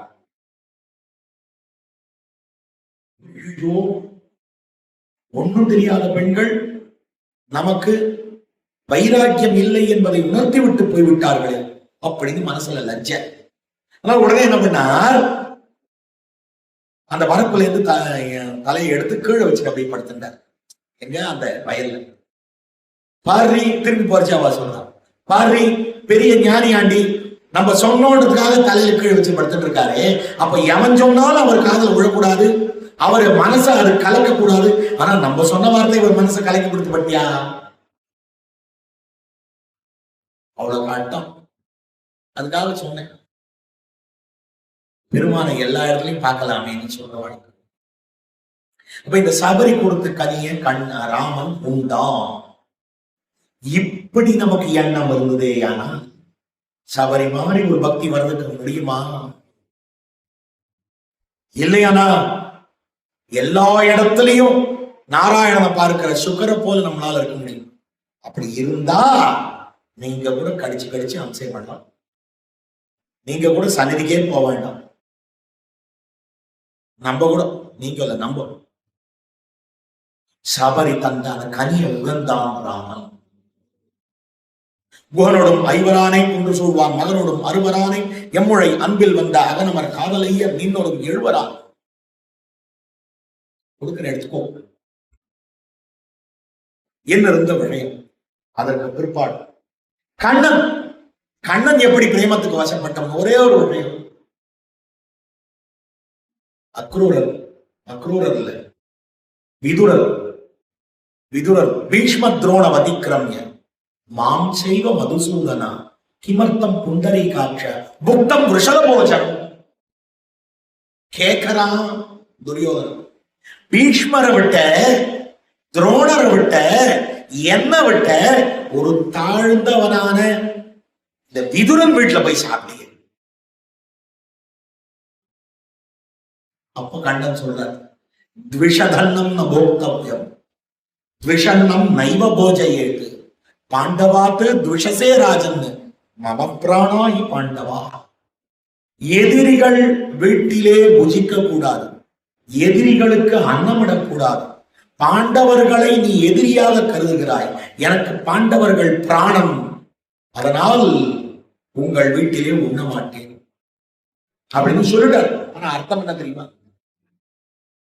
பீஷ்மருக்கு தான் மெத்த படித்தவன் என்கிற கர்வம் இருந்தது. துரோணருக்கு நான் மேல்குடியிலே பிறந்தவன் என்கிற கர்வம் இருந்தது. துரியோதனனுக்கு நான் மிகவும் பணம் படைத்தவன் என்கிற கர்வம் இருந்தது. இப்படி தனமதம், வித்யாமதம், ஆபிஜாத்திய மதம் இவ 3 பேருக்கும் இருந்தது. அவருடைய கர்வம் இருக்கிறதுனால அவன் இடத்துல பெருமாள் சாப்பிடல. ஆனா விதுரர் கொடுக்கிறார். பெருமாள் விதுரர் கொடுத்த போஜனம் சம்யக் போஜனம், சக போஜனம், சகுண போஜனம். இது விதுரர் கொடுத்த போஜனம். இத உரிச்சு உரிச்சு உரிச்சு தோலை கொடுத்து பழத்தை கிழப்பான். சாட்டனே இருக்கான். பழம் நிரம்பித்து அப்பதான் தெரியுது, ஐயோ கண்ணாய் தன்ன நேரம் உனக்கு பழத்தை கொடுக்காம தோலை கொடுத்துருந்தேன், நீ அதையே சாப்பிடுடே அப்படின்னு உடனே வயர் ரொம்ப எடுத்து போரும் அப்படின்னு சொல்லிட்டான். அடுத்தது பழத்தை கொடுத்தாரு. சொல்லவே இல்லை, இத்தனை நேரம் தோலை கொடுத்தவர் சாப்பிட்டான், பழம் வந்தது, போரும் வயர் ரொம்ப எடுத்து வந்துட்டான். காட்டான், ஏன் கண்ணா இத்தனை நேரம் தோலை கொடுத்தேன், அதை சாப்பிட்டு இருந்தேன், பழத்தை கொடுத்த உடனே வேண்டாம் நீ. விதுரரே, இத்தனை நேரம் நீர் கொடுக்கிறது தோலா பழமான்னு கூட தெரியாம உன் நினைவு மொத்தம் நான் இருந்தேன், அப்ப நீ எது கொடுத்தாலும் அதனால சாப்பிட்டேன். கண்ணினும் சிறுத்தாம்பினால் கட்டுண்ண பண்ணிய பெருமாய். அந்த பெண் பிள்ளை கற்றா, கட்டுண்ட பெருமாய் இல்ல, கட்டுண்ண பண்ணிய, தன்னை கட்ட பண்ணினாள். அவ கட்டினான். பத்தி என்னும் கயிற்றினால் கட்டி. கண்ணனை கட்டினா எப்படி கட்டினான்? அவ கட்டினான். எடுத்துக்கிறா இவ்வளவு பெரிய தாம்பு கயிறு, இப்படி கட்டி பார்க்கறான், வரவே இல்லை. அடுத்து இன்னொரு கயிறை எடுத்து கட்டுறா. 2 கயிறை சேர்த்து கட்டி அப்புறம் இடுப்புல கட்டணும்னு பார்க்கறான், சேரல. 3வது கயிறு எடுக்கிற நம்ம என்ன பண்ணுவார், அவ கட்ட கட்ட கயிறை பெருசாக அதை விட தன்னுடைய உடம்பு பெருசாகிட்டே போனான் பெருமான். கை கூப்பி அழறா, ஏ கண்ணா உன்னை கட்ட முடியலையே, கட்ட உடனே அப்படின்னு தாரதாரியா எதிர்ப்பு இருக்கிறது. உடனே தன்னுடைய தாயார் அழறத பார்த்து தாங்க முடியல கண்ணனுக்கு.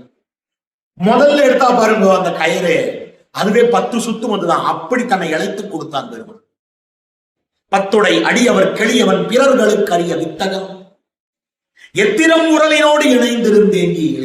உரல் வேறு கண்ணன் வேறு என்பதை அறிய முடியாமல் கொத்த உரலோடே இணைந்து கிடந்தான். அப்படி கிடந்தான். அதுதான் அன்புக்கு வசப்பட்டவன் காட்டப்படுறது. நான் 5 நிமிஷம் சொல்லலாமா? அன்புக்கு வசப்பட்டவன் காட்டப்படுற. அப்படி கட்டுண்டு கிடந்தான். அதே கண்ணனை இன்னொருத்தரும் கட்டினான். 2 பேர் 3 பேர் கண்ணனை கட்டணும்னு நினைச்சா அதுல 2 பேர் நன்னா கட்டிவிட்டா ஒருத்தனால கட்டவே முடியல. துரியோதனன் கண்ணனை கட்டணம்னு ஆணையிடுறான். கண்ணனை கட்டிடுங்க, கண்ணனை பிடிச்சு காராகிரகத்துல போட்டுடுங்க அப்படின்னு கர்வத்துல கட்டணும்னு நினைச்சான். ஆனா கண்ணன் தான் யார் என்பதை தன்னுடைய விஸ்வரூபத்தின் மூலமாக காட்டி கொடுத்தான். கிருஷ்ணாவதாரத்துல 2 இடத்துல விஸ்வரூபம். முதல் விஸ்வரூபம் என்ன தெரியுமா? திருதராஷ்டிர சபையில நடந்தது. அங்க ஒரு விஸ்வரூபம் நடந்தது. அப்ப தன்னுடைய உருவத்தை, இந்த ரூபத்தை பார்க்கணுமா, அவ்வளவு பெரிய ரூபத்தை கண்ணன் திருதராஷ்டிர சபையில எப்படி ரூபத்தோடு இருந்தான்னு பார்க்கணுமா? காஞ்சிபுரத்துல பாண்டவ தூதர் சந்நிதி, திருப்பாடல்னு சந்நிதி. வெள்ளையன்னு பார்த்தா கோவில் சின்னதா இருக்கா மாதிரி தெரியும். உள்ள போய் பார்த்தா பெருமானை இப்படி பார்க்க முடியாது, இப்படிதான் பார்க்கணும். அப்படி இருப்பான். அமர்ந்து கொண்டு இருக்கிற பெருமாள், நீ யோசிச்சு பாருங்க. அமர்ந்து இருக்கிற பெருமாளே யாரும் அவ்வளவு பெரியவரா இருந்தா அவன் நின்னா எவ்வளவு பெரியவனா இருக்கும்? அவ்வளவு பெரிய பெருமாள். பாண்டவ தூகம் அப்படின்னு பேர் அந்த நிறுவனம். அப்ப அவனால கட்ட முடியல. இந்த கண்ணன் என்ன பண்றான்? சகதேவன் அவன் நல்ல நாளை குறிச்சு கொடுத்தான். நல்ல அவன் சகதேவனை கூப்பிடுறான் துரியோதன்.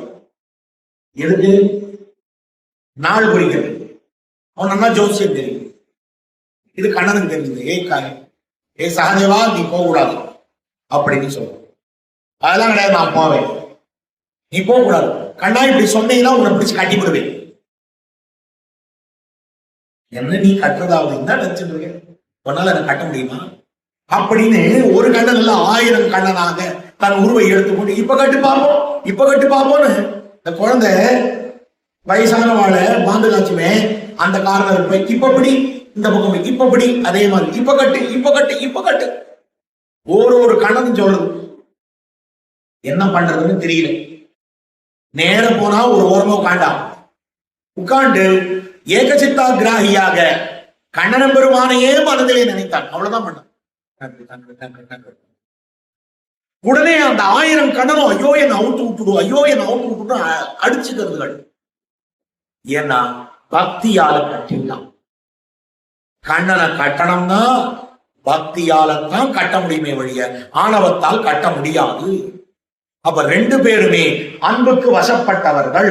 பிரேமவசியம். அடுத்தது அபால்யாத் வைரி பிருந்த க்ஷபணப்படுத்தரோ. இளமையிலேயே செயற்கரிய செயல்களை செய்தவர்கள். தாட்டகாவதம் என்ன, சுபாகுவதம் என்ன, யாக சம்ரட்சணம் என்ன, எடுத்தது கண்டனர், இட்டது கேட்டார். எடுத்தான். கப்பர் எவ்வளவு அழகா சொல்றாரு. எடுத்தது கண்டனர், வில்லை எடுத்தது கண்டனர், இட்டது கீழே முறிச்சானோ முறிச்சதும் பார்க்கலையா, தொப்புன்னு முறிஞ்சதுதான் காதல கேட்டுதான். அடுத்த நிமிடம் வில்ல முறித்தான். இட்டது கேட்டா. கண்ணனும் சிறு வயதுல 7 வயசுக்குள்ள 7 நாட்கள் சுண்டு வரல. அந்த காலத்துல இமயத்தை விட உயர்ந்த மலையாக இருந்தது இந்த கோவர்தன மலை. அதை தூக்கி பிடித்தான். செயற்கரிய செயல்களை செய்தவர்கள்.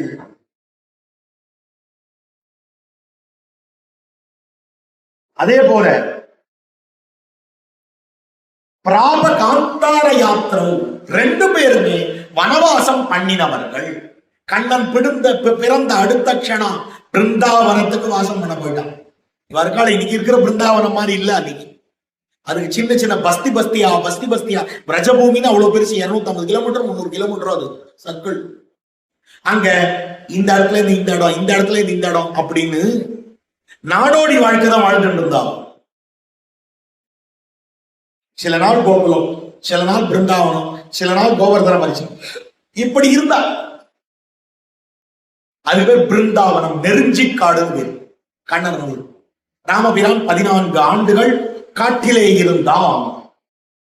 தண்டகாரண்ய வனத்திலே மோக்ஷைஸ்வர்ய பிரதௌ. 2 பேருமே மோட்சம் கொடுத்தவர்கள். சபரிக்கு மோட்சம் கொடுத்தான் ராம், ஜட்டாயுக்கு மோட்சம் கொடுத்தான் ராம். சபரி கொடுத்ததை சாப்பிட்டான் இல்லையா, ஜட்டாயு கொடுத்ததை ஏன் இந்த குஹன் கொடுத்ததை ஏன் சாப்பிடல?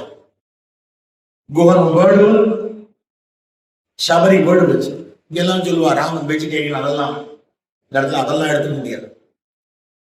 ஆனா ஒழுங்கான வழி என்ன தெரியுமா, என்னதான் குஹன் அவனுக்கு தம்பி போலன்னு சொன்னாலும் குஹனுக்கு ஆச்சாரிய சம்பந்தம் இல்லை, ஒரு குருவின் தொடர்பு இல்லை.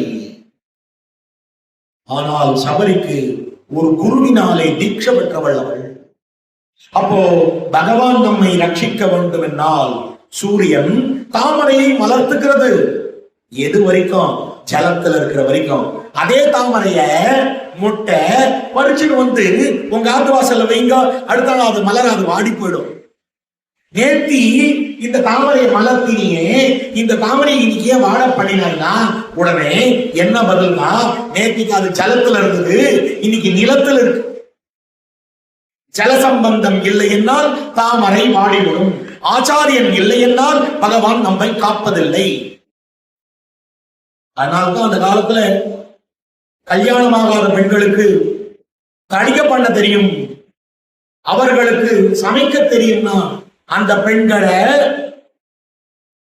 யாரும் உடனே ஒத்துக்க மாட்டா, வைதிகர்களா இருக்கிறவா. ஏன்னா இந்த பெண் திருமணமான பின்பாடு அவருடைய புகுந்த வீட்டில தான் அவளுக்கு பஞ்சசம்ஸ்கார தீட்சை கிடைக்கும், ஆச்சாரிய தீட்சை. அதுக்கப்புறம் இவள் பண்ணின அந்த பிரசாதத்தை பெருமாளுக்கு அப்புறம் செய்யப்பட முடியும். அதுக்கு முன்னாடி வரைக்கும் இவள் தலிக பண்ணினாள்னா இவாத்துல இருக்கிற தலிகை பெருமாள் சாப்பிடலைன்னு அர்த்தம். ஏன்னா குகன் கொடுத்தது சாப்பிடலையே, அவருக்கு ஆச்சாரிய சம்பந்தம் இல்லையே, அதனால் அப்ப பொண்ணு எடுக்க. அப்போ இந்த இடத்துல அவளுக்கு மோட்சம் கொடுத்தான், ஜட்டாயுவுக்கு மோட்சம் கொடுத்தான் ராமன், கண்ணன் மோட்சம் கொடுத்தான், அவன் மோட்சம் கொடுத்தான். ததிபாண்டன் ஒருத்த வரான், சின்ன பிள்ளை, கண்ணன் சின்ன பிள்ளை. அவன் அம்மா துரத்திட்டு வரா கண்ணனை. என்ன பண்றா? துரத்திட்டு வரா, குச்சிய வச்சு துரத்திட்டு வச்சு, நில்றா, உன்னை என்ன பண்றான் பாரு, இன்னைக்கு வெண்ணைய திருடுகின்றியா, ஊர்லாம் உன்னை பத்தி கெட்ட பேரு, அவமானமா இருக்கு, வெள்ள தலை காட்ட முடியல, ஓடி வர வரைச்சே. இவன் பானை விற்கிறவன், இவன் ததிபாண்டன் தான் பேர், அவனுக்கு தயிர் பானை விற்கிறவன் அப்படின்னு தான் பேரு. சின்னதுல பெருசா பானை வச்சிருக்கான். அவன்கிட்ட போய் இந்த கண்ணன், பா என்னை காப்பாத்த, என்னை காப்பாத்த, எங்க அம்மா என்ன அடிக்க வராளே அப்படின்னு கெஞ்சது இந்த குழந்தை. அப்படியா, நான் காப்பாத்துறேன், ஆனா நான் என்ன கேட்டாலும் நீ கொடுக்கணும். கண்டிப்பா கொடுக்குறேன், என்னால என்ன முடியுமோ அதை கொடுக்கணும், உன்னால எதுவும் முடியும், உன்னால முடியும்ன்றதுதான் நான் கேட்பேன், நீ கவலைப்படாத. இந்த ஒரு இந்த பானைக்குள்ள போய் ஒழிஞ்சு நான் சொன்னா, பானைக்குள்ள போய் ஒழிஞ்சு விட்டான். கண்ணன் இங்க இருக்கிறானா? அவ தாயார் யசோதா வந்து கேட்கிறான், இங்கில்லை. அதனால திருக்கோளூர் பெண் பிள்ளை ரகசியத்துல இங்கில்லை என்றேனோ ததிபாண்டனை போலே, எங்குமுளம் என்றேனோ பிரகலாதனை போல. இங்கில்லை அப்படின்னு சொன்னான். எங்குமுளன்றவனுக்கு மோட்சம், இங்கில்லைன்றவனுக்கு மோட்சம். இங்கில்லை அப்படின்னு உடனே அவ போயிட்டான். அதுக்கப்புறம் இந்த பிள்ளை, இந்த கண்ணன் என்ன பண்றான், அந்த பானையை கொஞ்சமா விளக்கிட்டு தலையை மட்டும் வெளியில நீட்டி போயிட்டாடா எங்க அம்மா அப்படின்னு. அவன் போயிட்டா, நீ கவலைப்படாத, வெள்ளவா, அவன் 4 பேர் தள்ளி போயிட்டா, இதுக்கப்புறம் திரும்பி வரமாட்டா, என்ன நன்னா நம்பிவிட்டா. வெள்ள அழுவாங்க, அண்ணா உன்னோட சேர்ந்ததுக்கு எனக்கு கிடைச்ச பலனை பாத்தியா, என்ன நீ போய் சொல்றது மட்டும் இல்லாம நானும் போய் சொல்லிட்டேன். அடுத்தது, சரி நான் வரேன், சந்தோஷம், வரேன் அப்படின்னு போறேன். டக்குன்னு கையை பிடிக்கிறேன், எங்க போற, எஸ்கேப் ஆறதுக்கு பாக்குறியா நீ, நான் கேட்டதை கொடுப்பேன்னு சொன்னியோ, சரி முடிஞ்சா கொடுக்குறேன் கேளு அப்படின்னு. மோட்சம் கொடு, முக்தி அளிப்பாயான்னு கேட்கிறான். அதெல்லாம் எனக்கு என்ன தெரியாது, பாரு உங்க அம்மா கிட்ட சொல்ற போய் என்கிட்ட சொல்ல முடியாது, எனக்கு உன்னை பத்தி நானா தெரியும், உங்க அம்மாவுக்கு தான் தெரியாது, ஏன்னா அவன் கண்ணை நீ தான் மறைச்சு வச்சிருக்க. தேவகிக்கு அவன் நாராயணன் தெரியும், ஆனா யசோத அவளை மறக்கடித்தான், இல்லைன்னா யசோதையாலே இவ்வளவு ரசிக்க முடியாது இந்த லீலைகள். நீ என்ன ஒண்ணும் பண்ண முடியாது, எனக்கு தெரியும், நீ 1000 புத்திரால் அருள் தெய்வம்ன்றது எனக்கு தெரியும், மோட்சம் கொடு. தந்தோம் தந்தோம் தந்தோம் அப்படின்னு சொல்றான் கண்ணன். எனக்கு கொடுத்தா போராது, உன்னை காப்பாத்தினது இந்த பானை, இந்த பானைக்கு மோட்சம் கொடு. அது எப்படி? நீ வாக்கு தவறக்கூடாது. சரி, அதுக்கும் தந்தோம் தந்தோம் தந்தோம். இன்னைக்கும் ஒரு பானை இருக்கு பரமபதத்துல, அந்த பானை பரமபதத்துல இருக்கு. யானைக்கு மோட்சம், ததிபாண்டனோட பானைக்கு மோட்சம் நம்ம சம்பிரதாயத்தில் சனாதன தர்மம். 2 பேருமே மோட்சைஸ்வரியத்தை கொடுத்தவர்கள். 2 பேருமே அவர குலவு ஜசௌ ஆர்த்த தன்யம். குகன் முதலான கீழ்மையிலே இருக்கிறவர்களோடு தோழமை கொண்டவர்கள். ஏழை ஏதலன் கீழ்மகன் எண்ணாது இறங்கி குகன். குகனாவது மனித ஜாதியில தாழ்ந்தவன் அன்னைக்கு சொல்லப்பட்டவன், வேடு வந்து சொல்லப்பட்டவன். நான் சொல்றேன், தாழ்ந்தவன் இல்ல, தாழ்ந்தவன் சொல்லப்பட்டவன் சொல்லப்பட்டவன். அதற்கு பிற்பாடு சரி புகன். அதுக்கப்புறம் குன்று சூழ்வான் மகன், அவன் யாரு? சுக்ரீவன். அவன் மனுஷனே இல்லை, அவன் மிருகச்சாரி. அவனையும் தன் நம்பிக்கை இருந்தான். இது ரெண்டுமாவது மனுஷன் மிருகம். சரி, நம்ம பழங்குறது ராட்சசாலோட நம்ம பழங்கவே மாட்டோம். ராட்சசன்ல ஒருத்த விபீஷணன், அவனையும் தனக்கு தம்பின்னு சொன்னான். ஆனா கண்ணன் யார் தெரியுமா? வளர்ந்ததே இடைக்குலத்திலே தான் வளர்ந்தான். எங்கிருந்தோ வந்தான். திரைக்கவி எழுதுறார், இடைச்சாதி நான் அப்படின்னு சொல்ற. யார்? அடுத்தது சூரம் யவு. ரெண்டு பேருமே அழகர்கள். ஆடவர் பெண்மையை அவாவும் தோழினான். தோள் கண்டார் தோளே கண்டார், தொடுவழல் கமலவண்ணன் தாழ் கண்டார் தாளே கண்டார், தடைக்கை கண்டார் மகதே. வெய்யோனொழி கண்மேனியின் விரிசோதியில் மறைய பொய்யோ ஒரு விளையாளோடும் போனான் மையோ மரதகமோ மதிகடலோ மழைமுகிலோ ஐயோ இவன் மனிதென்பதோர் அழியா வழமுடையான். இது எங்கே நிறுத்தா தெரியுமா? ஐயோ இவன் மனிதென்பதோர் அழியா வழமுடையான்றத கம்பர் ஐயோ அப்படின்றத எங்கே நிறுத்தா தெரியுமா? நீலவேணி ஐயோ நிறை கொண்டதன் நெஞ்சனே, அங்கே நிறுத்தார். அப்படிப்பட்ட அழகு ராமன். பும்சாம் திருட்டு சித்தா மகாரினம் சூப்பரக சொல்றான். கண்ணனுடைய அழகுக்கு ஈடே கிடையாது. முதல்ல காதல் கடிதம் யார் எழுதினா தெரியுமா?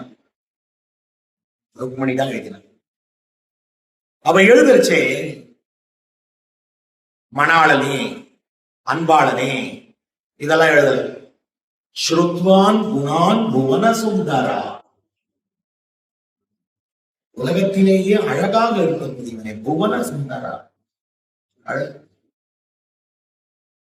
கடையாவும் கடிக்கோரும் கையிலே பிடித்த கண்ணிக்கயிறும் கற்றுத்தூளியால் ஏதும் சரிதமான திருக்குறளும் மறித்து திரிகிற போது ஆழவாரிக்கிற கடல்கள் சதங்கைகளும் குளிர்புத்தின் கோடலமுமான வேஷம் கோவிந்தவள். ஒரு காதல் குண்டலம், இன்னொரு காதல் வேற ஆபரணம், பனைக்கச்சு. நிப்பான். ஒரு காதல் கண்ட இருக்கும், இன்னொரு காதல் இருக்காது. நமக்கு சிரிப்பு. இப்படி நிற்கக்கூடியவன் காலி பின்னே போகும் வேஷம், பின்னாட பசு இப்படி நிற்பான். எங்க பார்க்கணும்? மன்னார் கோயிலுக்கு சரி. அது அழகு. அடுத்தது சூரம்யவ் அழகர்கள். இன்னும் ரெண்டே ரெண்டு. பாரம்யே நிர்யவபேக்ஷௌ. ரெண்டு பேருமே மேன்மையிலே ஆசை இல்லாதவர்கள். ராமனை பார்த்து பவான் நாராயணோ தேவகா எல்லாரும் சொல்றான். நீ நாராயணன் நாராயணன் நாராயணன் சொல்லுச்சு. அதற்கு ஆத்மானம் மானுஷம் மன்யே ராமன் சொல்றான். இல்ல நான் மனுஷன், தயவு செய்து என்ன நாராயணன் சொல்லி ஒதுக்கி வச்சுடாது. அடுத்தது கண்ணன் 7 நாள் தூக்கி நின்றான் ஒழியோ. அப்போ இந்த கோபவரதர்கள் எல்லாம் கோபிமார்கள் எல்லாம் கண்ணனை பார்த்து தேவோவா துவம் யார்? தேவனா யக்ஷனா கந்தர்வனா நீ யார்? கண்ணனை பார்த்து கேட்கிறான். உடனே கண்ணன் சொல்றான், அகம்போ பாந்தவோ ஜாதா. நான் யார் தெரியுமா? அவள்லாம் கிடையாது. உங்களை போல உங்களுக்கு பந்துவா இருக்கக்கூடிய ஒரு இடையன். அப்ப மேன்மையிலே ஆசை இல்லாதவர்கள். அடுத்து அதிமஞ்ச கிருதி, மனுஷன் செய்ய முடியாததை செய்தவர்கள். அகடித்த கடனா சாமர்த்தியம், குரங்குகளை கொண்டு போர் செய்தது எங்கேயாவது பண்ண முடியுமா? கடலை அடைத்தது எங்கேயாவது பண்ண முடியுமா? இது மனுஷன் பண்ண முடியாத, ராமன் பண்ணிக்காட்டு. கண்ணன் பண்ணினது பிறந்தவாறும் வளர்ந்தவாறும் பெரிய பாரதம் கை செய்து ஐவருக்கு திறன்கள் காட்டிட்டு செய்து போன மாயங்கள் எல்லாமே மாயம்தான். 7 வயசு பிள்ளை மலையை பிடிச்சு நின்றான். குழந்தையா இருக்கிற பூத்தனிய வதம் பண்ணினான், சகடாசுர வதம் பண்ணினான், கபித்தாசுர வதம் பண்ணினான், வத்சாசுர வதம் பண்ணினான். இதெல்லாம் பண்ணினான். கொல்லாமா கோல் கொலை செய்து பாரதப்போ எல்லா சேனையும் இருநில தவித்த வென்றாய். கொல்லாமா கோல் ஆயுதம் எடேன் எடுக்க மாட்டேன் சபதம். ஆனா பாரத போரை நடத்தினது பாண்டவர்களும் கௌரவர்களும் இல்ல. ஒரு கோலை ஒண்ணுமில்லை, குதிரைய ஓட்டுற ஜாட்டிய வச்சுண்டு மொத்த யுத்தத்தையும் முடிச்சான். அப்படின்னா மனிதன் பண்ண முடியாதவைகளை இருவரும் செய்து காட்டினார்கள். இப்படி 10 விதங்களாலே இருவரும் சமம். 2 பேருமே இந்த 10 நிலைகளை பார்க்கிற போது ராமன் வேறு கண்ணன் வேறு என்பது கிடையாது.